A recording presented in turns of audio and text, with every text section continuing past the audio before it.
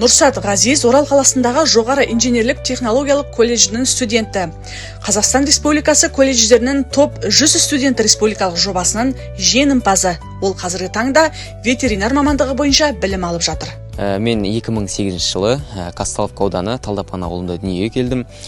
Сол ауылда 9 сыныпқа дейін оқып, 9 сыныпты бітіріп, Орал қаласындағы жоғары инженерлік технологиялық колледжіне ветеринария мамандығына түстім.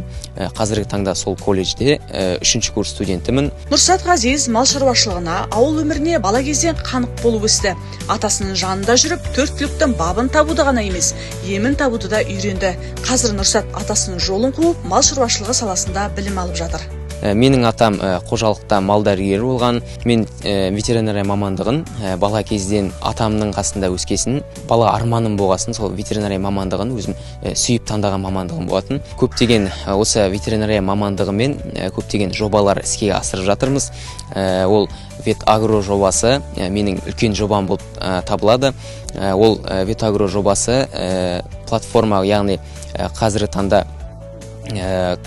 таңда дейтін ауыл шаруашылықтарында фермерлерде көптеген онлайн бағыттағы платформа болып табылады. Нұрсат Ғазиз болашақта ауыл шаруашылығының дамуына үлес қосар мықты маман болуды армандайды.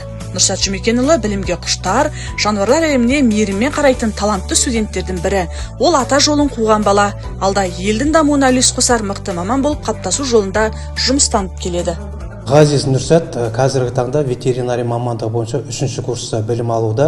Өткен оқу жылында республика бойынша оқу ағарту министрлігінің ұйымдастыруымен топ 100 студенті байқауына қатысып, жеңімпаз атанды. Ол байқауда 55 тәуелсіз эксперттер, сарапшылар студенттің 1-ші, 2-ші курста жасаған жетістіктерін мен соның атқарылып жатқан жұмыстарына баға беріп, сондай жаңағы топ 100 студенттің қатарына ендік.